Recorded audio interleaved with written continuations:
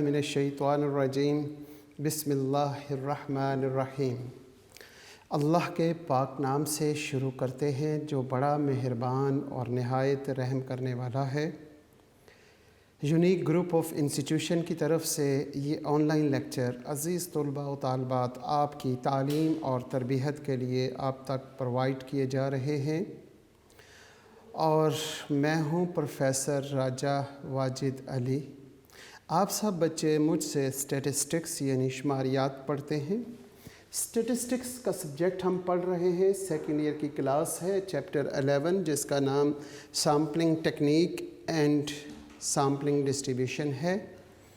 और आज हम चैप्टर नंबर 11 में एक्सरसाइज 11.2 कर रहे हैं, जिसमें क्वेश्चन नंबर 3 का सी पार्ट हम लास्ट लेक्चर्स में कर रहे थे। लास्ट लेक्चर में हमने ये तकरीबन 64 सैम्पल ड्रॉ किए। 64 सैम्पल ड्रॉ करने के बाद हमने 64 सैम्पल्स का मीन मालूम किया और मीन मालूम करने से पहले हमने यहाँ पर कुछ चीज़ें लिखी जो हमारे पास इंफॉर्मेशंस थी क्वेश्चन में कि population 3, 6, 9, 12 and so what ever, वो हम लास्ट लेक्चर में हम कर चुके हैं। आज के लेक्चर को हम यहीं से आगे स्टार्ट करेंगे।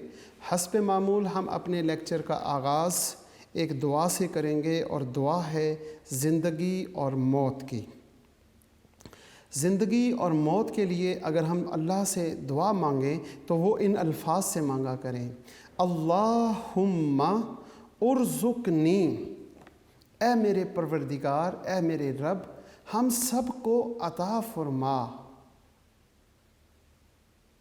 अल हयात सआदतन, हमें सआदत वाली ज़िंदगी अता फरमा, वल मौत शहादतन, और मौत ए मेरे रब हमें जो अता करनी है वो शहादत वाली हो, वो तेरे नाम पे कुर्बान हो जाने वाली हो, तेरे प्यारे हबीब के नाम पे कुर्बान हो जाने पर, तेरे अता किए हुए वतन पे कुर्बान होने पर। तेरा एक फरमान है इल्म हासिल करना, तो ए अल्लाह इल्म हासिल करने के लिए जो निकला रास्ते में अगर फौत हो गया तो वो शहीद है। ये भी तेरा ही फरमान है, तेरे प्यारे हबीब का फरमान है। तो ए अल्लाह रिज़्क़ कमाने के लिए, इल्म सीखने के लिए, हलाल रिज़्क़ कमाने के लिए जब घर से निकलें और जब हमें मौत आए तो शहादत वाली मौत अता फरमाना। ज़िंदगी सआदत वाली, यानी कि सआदत वाली ज़िंदगी क्या होती है? बंदगी वाली ज़िंदगी, अपने रब की बंदगी, जिसमें हम अपने रब की इताअत और फरमाबरदारी करें, अपने प्यारे नबी हज़रत मोहम्मद सल्लल्लाहु अलैहि वसल्लम की सीरत तैयबा पर हम अपनी ज़िंदगी को गुजारें। तो ए अल्लाह तू हमारी मदद फरमा दे, ज़िंदगी को अल सआदत वाली ज़िंदगी बना दे, अल हयात सआदतन। ए अल्लाह तू हमारा हाथ पकड़ ले, हमारा हाथ थाम ले, अपने हाथों में थाम के हमें सआदत वाली ज़िंदगी पर चला। जिस तरह बचपन में हमारे वालिदैन हमारे दोनों हाथों को थामते थे और अपनी तरफ चलाने की कोशिश करते थे, हम इन दो टांगों पे चल नहीं सकते थे। उन्होंने हम पे बड़ा एहसान किया, हमें चलना सिखाया। जब हम 2 से 4 कदम चलना सीख चुके थे तो हमने देखा कि हमारे वालिद ने, हमारी वालदा ने दोनों हाथ अपने हाथों में थाम लिए और हमें सीधा खड़ा करके 4 कदम जब हम चलने के काबिल हुए तो 4 कदम दूर जाकर अपने बाहों को फैला लिया और अपने बाहों के लिए कि मेरे पास आओ, तो हम दौड़ते हुए जाते थे, डगमगाते हुए, और अपने वालिदा की, अपने वालिद के गले से जा लगते थे। ए अल्लाह बिल्कुल इसी तरह हम इस दुनिया में लाचार हो चुके हैं। हम तेरे रास्ते पे चलना चाहते हैं, लेकिन ये दुनिया में रहते हुए ये हमारे लिए मुश्किल हो रहा है। बिल्कुल उसी तरह जैसे हमसे 4 कदम नहीं चले जाते थे, अब हमसे कदम उठाया नहीं जा रहा। ए अल्लाह दोनों हाथ हमारे थाम लें और जब हम चलना चाहें, जब चल पड़ें तो आगे बाहें फैला लें, हम सीधा आप तक आ पहुँचें। ए अल्लाह ऐसी ज़िंदगी हमें अता फरमा। सआदत वाली, वल मौत शहादतन, और मौत ए हमारे रब शहादत वाली हमें अता फरमा, बग़ैर मोहताजी के, किसी के मोहताज ना हो। मोहताजी हमें सिर्फ़ ए परवरदिगार तो हमें अपना मोहताज रखें, किसी और का मोहताज ना बनाई। आमीन। दरूद इब्राहीमी का दूसरा हिस्सा। अल्लाहुम्मा बारिक, ए मेरे अल्लाह बरकत नाजिल फरमा, आला मुहम्मदिन, मोहम्मद सल्लल्लाहु अलैहि वसल्लम पर, व आला आल मुहम्मदिन, और मोहम्मद सल्लल्लाहु अलैहि वसल्लम की आल औलाद पर, कमा, जिस तरह, जैसा कि, बारिकता, आपने बरकत नाजिल फरमाई, आला इब्राहीमा, इब्राहीम अलैहिस्सलाम पर, व आला आल इब्राहीमा, और हज़रत इब्राहीम अलैहिस्सलाम की आल औलाद पर जिस तरह आपने बरकत नासिल फरमाई, बिल्कुल उसी तरह ए हमारे अल्लाह हमारे नबी पर और हमारे प्यारे नबी हज़रत मोहम्मद सल्लल्लाहु अलैहि वसल्लम की आल औलाद पर भी वैसी ही बरकतें नासिल फरमाता क़यामत तक और क़यामत से आगे भी। इन्नका हमीदुन मजीद, बेशक तमाम की तमाम तारीफ़ें ए अल्लाह आपके लिए हैं और आपकी शान सबसे आला है। हमीद हम्द से निकला है, तारीफ़ें तमाम की तमाम ए अल्लाह आपके लिए हैं, और इन्नका हमीदुन मजीद, सबसे आला शान आपकी है। आमीन। इस दरूद इब्राहीमी को कंप्लीट, पहला हिस्सा और दूसरा हिस्सा, दोनों हिस्सों को मिला के कंप्लीट 5 वक्त नमाज़ों में पढ़ें। इसके अलावा सुबह शाम, दिन रात, हर लम्हा महफ़िल में, तन्हाई में इसी दरूद इब्राहीमी को पढ़ें। हमारे रब ने हमें सिखाया है। इस दरूद को पढ़ने से हमारे दिल मोहब्बत रसूल से पुरनूर हो जाएंगे, और जब दिल पुरनूर होंगे तो चेहरा भी हमें वही चीज़ दिखाएगा और हमारी ज़िंदगी भी सीरत तैयबा पे चलना शुरू हो जाएगी। ये एक वाहिद रास्ता मुझे नज़र आ रहा है जो हमारी तमाम तर कामयाबियों का रास्ता है। तो दरूद इब्राहीमी आप सल्लल्लाहु अलैहि वसल्लम पर हर वक्त, हर लम्हे दरूद पढ़ा करें। ये एक ऐसा अम्र है जो अल्लाह पाक ख़ुद करता है। हम करेंगे तो अल्लाह पाक ख़ुद अपने प्यारे हबीब से मोहब्बत करता है, और जो उन पर दरूद पढ़ते हैं अल्लाह पाक उनसे भी मोहब्बत करते हैं। फिर अल्लाह पाक आपसे मोहब्बत करेंगे और आपकी राहें खोल देंगे। बहुत शुक्रिया। लास्ट लेक्चर में हमने क्वेश्चन नंबर 3 का सी पार्ट किया। सी पार्ट सामने बोर्ड पे किया हुआ नज़र आ रहा है, कंप्लीट यहाँ तक।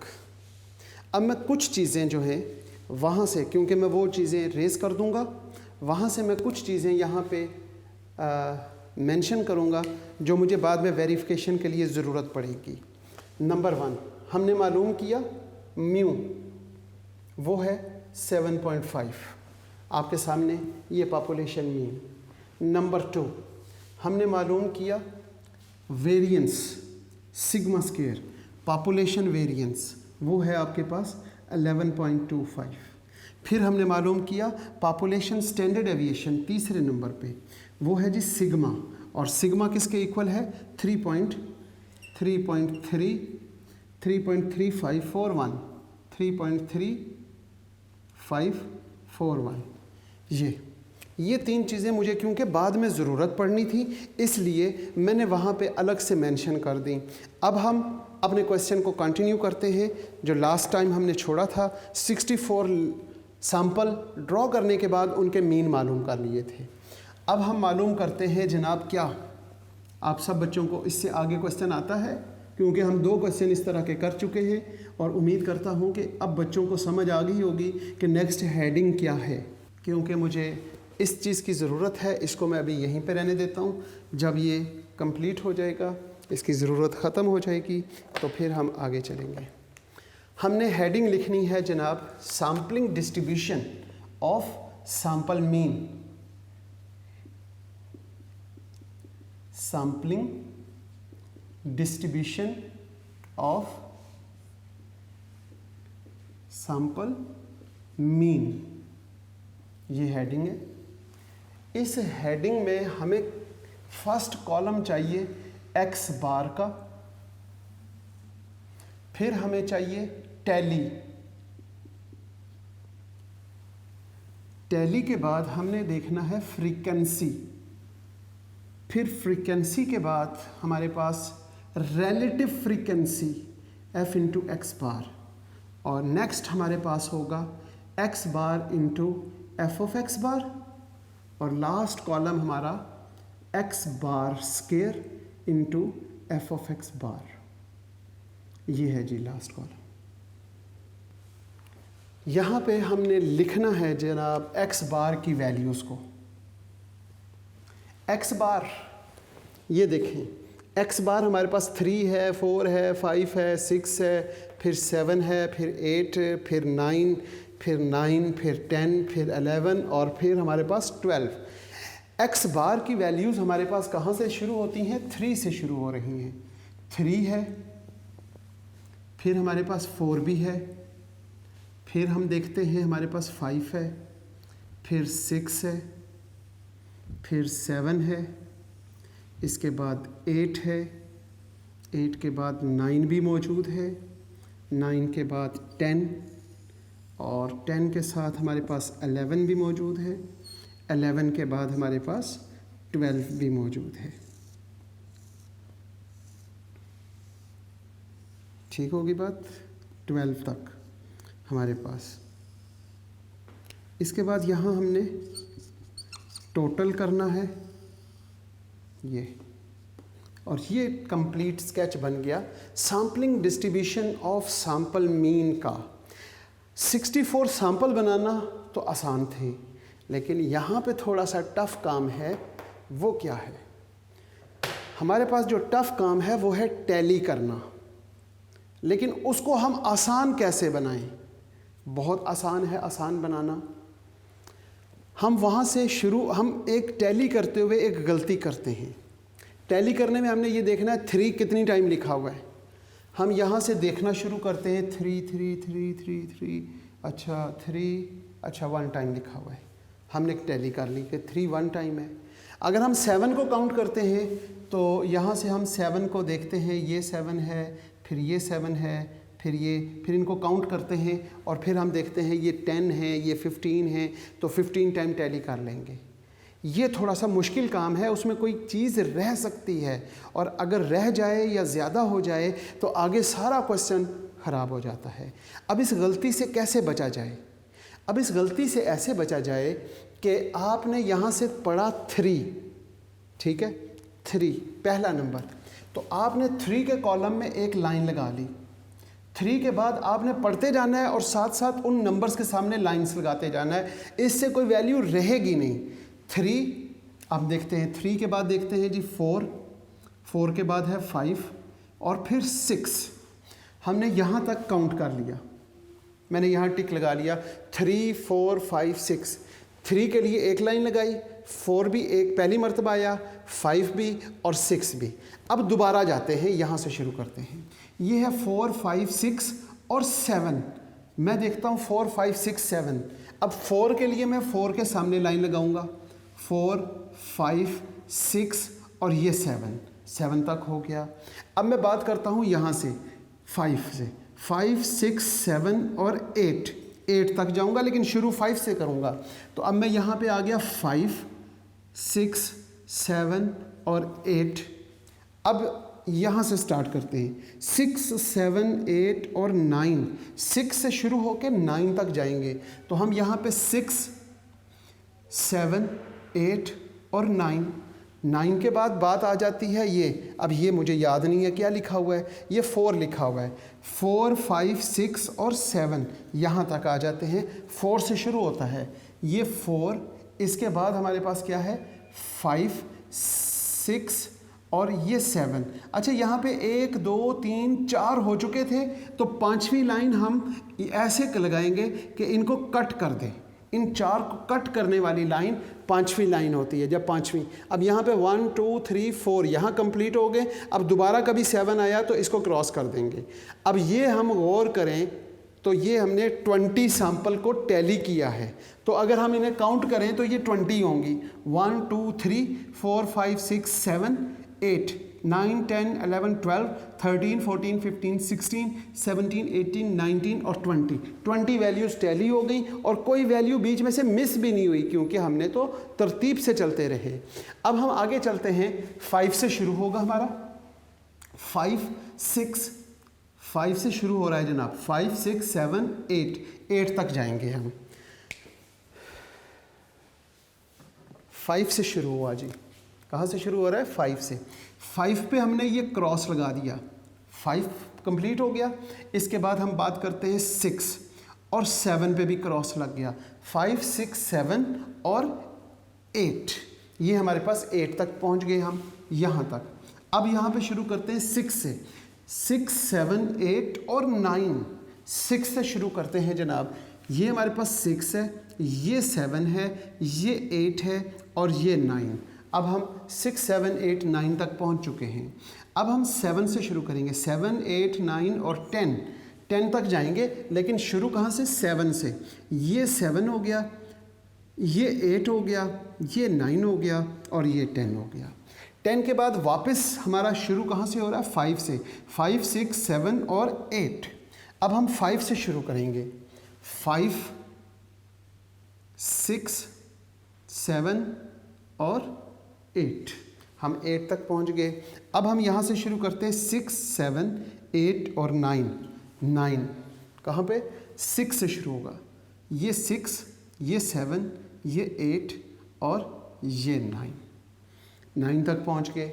अब हम बात करते हैं यहाँ से 7 8 9 10। 7 से शुरू होगा।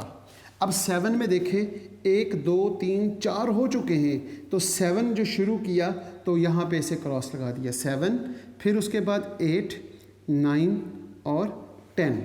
7 8 9 10 के बाद हमारी बात आ जाती है 8 से। 8 9 10 और 11 तक हम यहाँ पर बात करते हैं जनाब 8,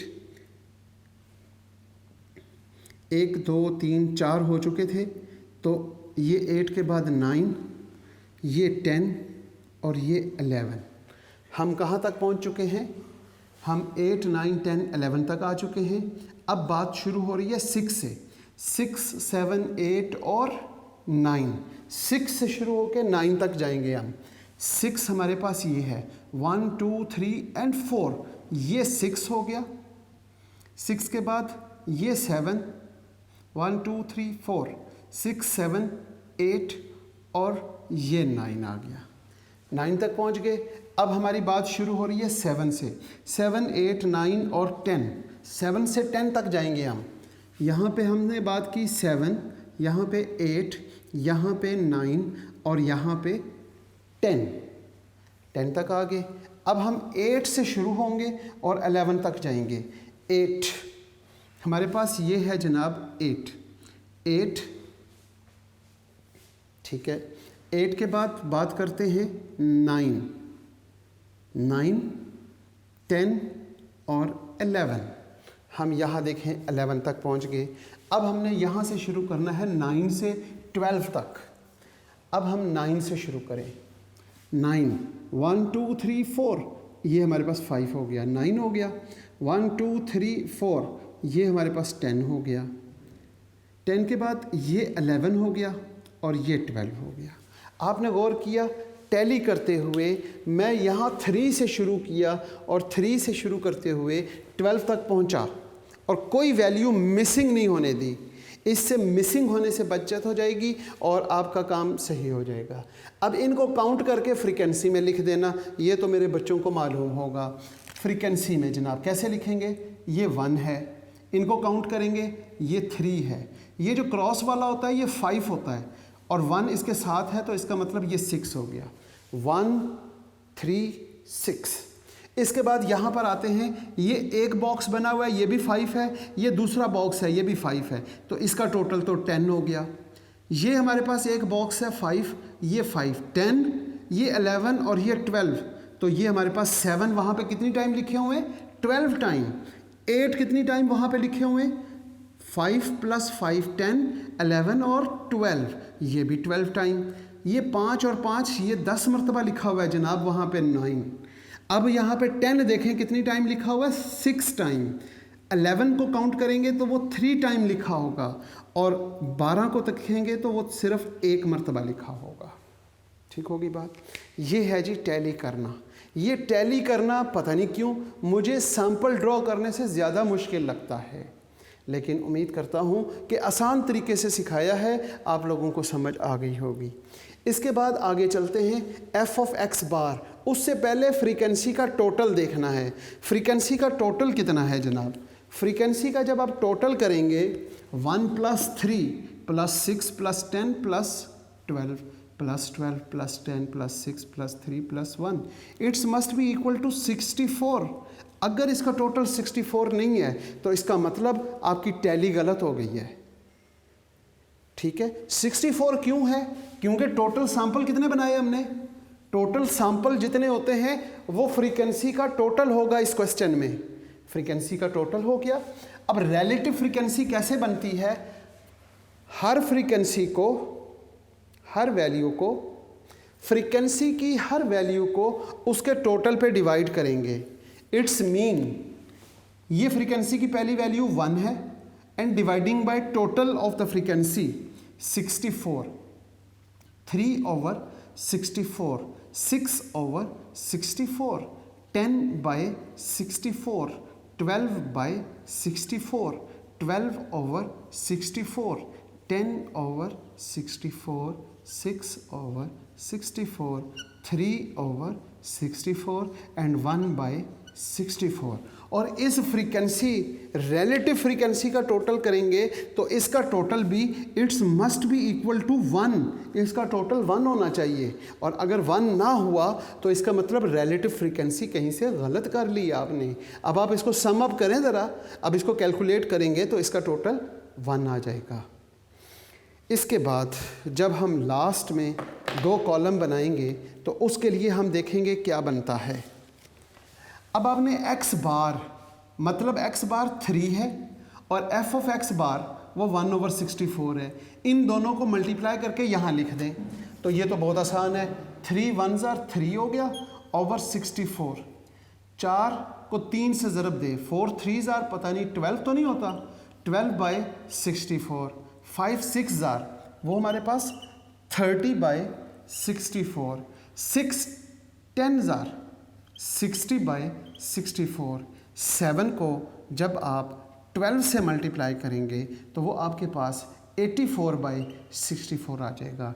8 को जब आप 12 से मल्टीप्लाई करेंगे तो 96/64 आ जाएगा।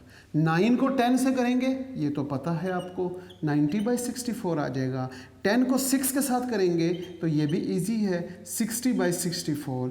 11 को 3 के साथ करेंगे तो 33/64, और 12 को 1 से करेंगे तो 1/64। अब इस कॉलम का जब आप सम करते हैं तो इस कॉलम का सम आपके पास क्या आएगा? इस कॉलम का सम आपके पास आएगा 480/64। बिल्कुल इसी तरीके से नेक्स्ट कॉलम आप कैसे बनाएंगे? नेक्स्ट कॉलम है x बार का स्क्वायर। इसका मतलब 3 का स्क्वायर करेंगे 9 और उसको मल्टीप्लाई कर देंगे f(x) के साथ। ये f(x) है इसके साथ। 9 को इसके साथ मल्टीप्लाई करेंगे, 4 का स्क्वायर लेंगे 16 और फिर उसको इसके साथ करेंगे। और इसका एक आसान तरीका ये है कि x इंटू x बार यहाँ पे मौजूद है, आप इसको डायरेक्ट इसके साथ मल्टीप्लाई कर दें। इस कॉलम को इस कॉलम से मल्टीप्लाई कर दें, ये स्क्वायर वाला कॉलम खुद ब खुद आ जाएगा। यानी 3 को 3 के साथ मल्टीप्लाई किया तो 9/64, 4 को 12 के साथ मल्टीप्लाई किया तो 4 को 12 के साथ 12 12 24 और 48 यानी 48/64। अब 30 को 5 के साथ मल्टीप्लाई करेंगे तो ये 150 हो जाएगा ओवर 64। 60 को 6 के साथ मल्टीप्लाई करेंगे तो ये 360/64 हो जाएगा। 84 को 7 से मल्टीप्लाई करें, 588/64। 96 को 8 के साथ मल्टीप्लाई करेंगे तो आपके पास 768 768/64। 90 को 9 से मल्टीप्लाई करेंगे तो 810 हो जाएगा।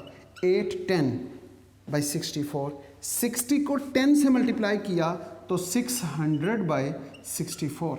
33 को 11 से मल्टीप्लाई किया तो 363 आ जाएगा। जी यही आता है 363/64। और यहाँ पे एक तो गलती ये की कि हमने यहाँ पे 12 को 1 से मल्टीप्लाई करके हमने 1 लिख दिया, बल्कि 12 था। और 12 के साथ सम करेंगे तो 480 आएगा। 12 को 12 के साथ मल्टीप्लाई किया 144/64 आ जाएगा। और इस कॉलम का आपने टोटल करना है। इस कॉलम का जब आप टोटल करेंगे तो आपके पास आ जाएगा 3840। ये था जनाब आपके पास sampling distribution of sample mean complete हुआ। अब हम बात करते हैं इसके बाद इसकी मज़ीद 3 बातें जो सॉल्व करनी है, फिर उन 3 बातों को वेरीफाई करना है। अब आपने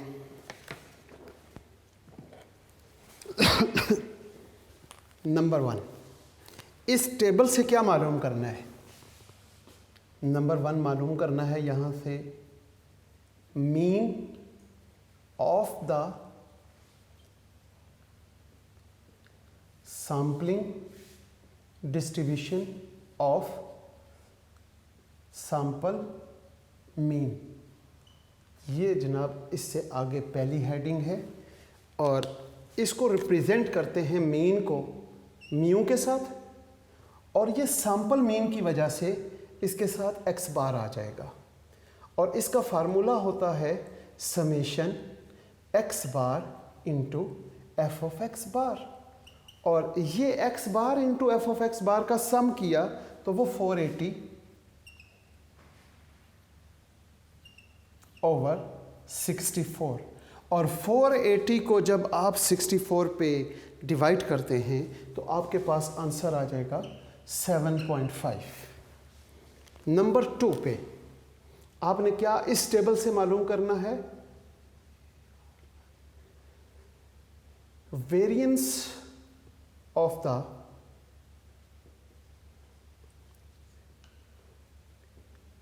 sampling distribution of sampling mean. Variance of the sampling distribution of sample mean था यहाँ पे, सैम्पल मीन। तो इसके लिए वेरिएंस सिग्मा स्केयर कहलाता है।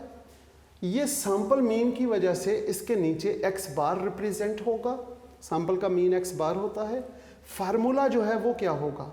Summation x bar square f of x bar minus summation x bar f of x बार का whole square. इसमें वैल्यूज पुट कर दें जनाब। इसकी वैल्यू क्या है? इसका सम, लास्ट कॉलम का सम, ये यहाँ पे ओवर 64 भी है। तो यहाँ पे लिखेंगे 3840/64 माइनस 480/64 और उसका स्केयर ले लिया।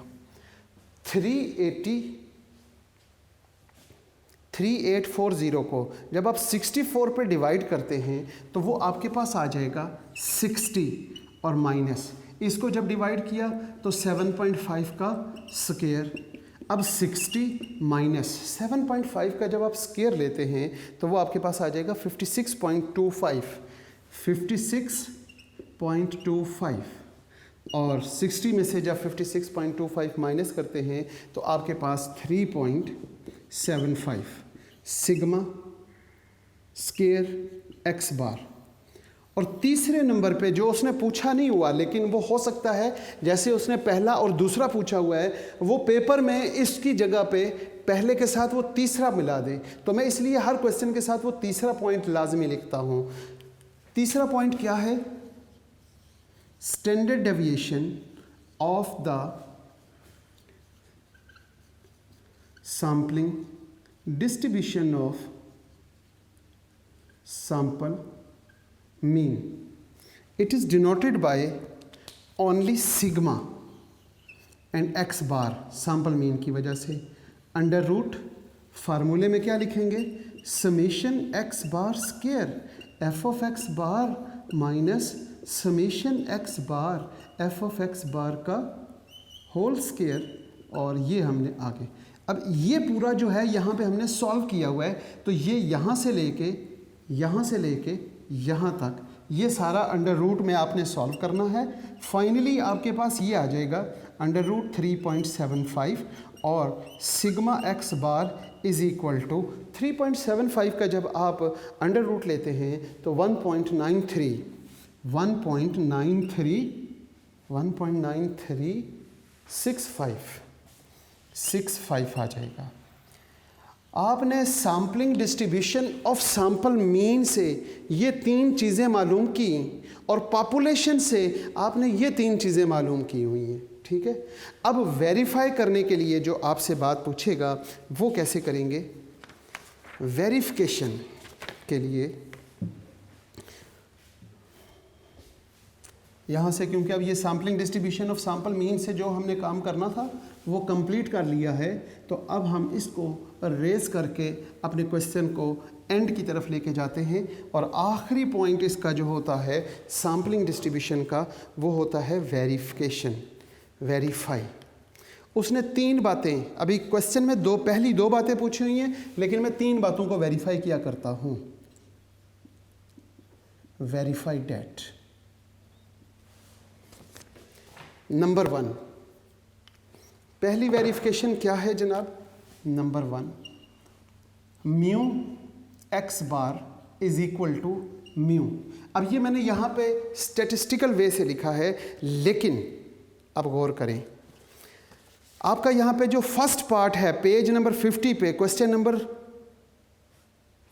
3 का सी पार्ट, उसका फर्स्ट पार्ट देखें।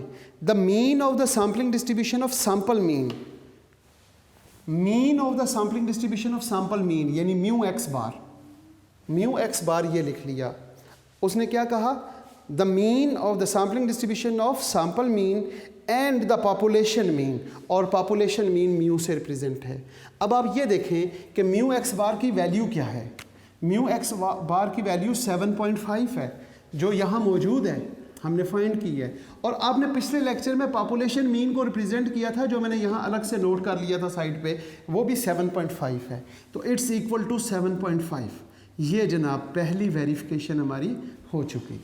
अब दूसरी वेरिफिकेशन क्या है, वेरिएंस के लिए। आप यहाँ पे दूसरा पार्ट पढ़ेंगे, the variance of the sampling distribution of sample mean. Variance आपने देखा, variance of the sampling distribution of sample mean, it is denoted by sigma x bar square. Its must be equal to sigma square over n. ये आपको याद होनी चाहिए इन दोनों की verification. अब हम यहाँ पे सिग्मा एक्स बार स्क्वायर की वैल्यू क्या है, वो 3.75 है। 3.75 is equal to sigma square. Sigma square हमारे पास क्या है, 11.25। हम यहाँ पे लिखेंगे 11.25 dividing by n, small n, sample size वो 3 था, तो यहाँ से जब 3.75 its must be equal to, इसको 3 पे डिवाइड करें तो वो आपके पास 3.75 आ जाएगा। तो ये आपके पास दूसरी वेरिफिकेशन हो गई। यहाँ तक आपका क्वेश्चन कंप्लीट हो चुका है। तीसरी बात जो प्रैक्टिस के लिए हमने साथ रखी हुई है वो यहाँ पे हम लिखते हैं, number 3 verification is standard error. इसको स्टैंडर्ड एरर भी कहते हैं, standard deviation of the sampling distribution of sample mean. It must be equal to standard deviation of the population mean dividing by the square root of sample size. Sample size is denoted by n. ये verification आपको याद होनी चाहिए। इसकी value क्या आई थी आपके पास, 1.9365, और यहाँ पे सिग्मा की वैल्यू क्या है, सिग्मा की वैल्यू है 3.3541। हम यहाँ पे लिखेंगे 3.3541 डिवाइडिंग बाय अंडर रूट 3 का अंडर रूट लें, जो जवाब आए उसको इस पे डिवाइड कर दें, तो आप देखेंगे 1.365 its must be equal to 1.9365, ये इक्वल हो जाएगा। तो ये आपके पास तीनों वेरिफिकेशंस कंप्लीट हुई, और इस तरीके से आज हमने क्वेश्चन नंबर 3 का सी पार्ट कंप्लीट किया है। इस दुआ के साथ आज के लेक्चर का इख्तिताम करते हैं कि अज़ीज़ तुलबा व तालिबात, आप जहाँ पे रहें सदा खुश रहें, सलामत रहें, ईमान वाली और सेहत वाली ज़िंदगी अल्लाह पाक आपको अता फ़रमाए, वालदैन का साया ताहयात कायम रखे और वो मरते वक्त जब हमारे इस दुनिया से जाने का आखिरी लम्हा हो तो ए अल्लाह हमारी ज़बानों पे कलमा तैयब जारी फरमा दीजिएगा, ला इलाहा इल्लल्लाह मुहम्मदुर रसूलुल्लाह, ताकि हमारा ख़ात्मा भी ईमान के साथ हो सके। आमीन। अल्लाह हाफ़िज़।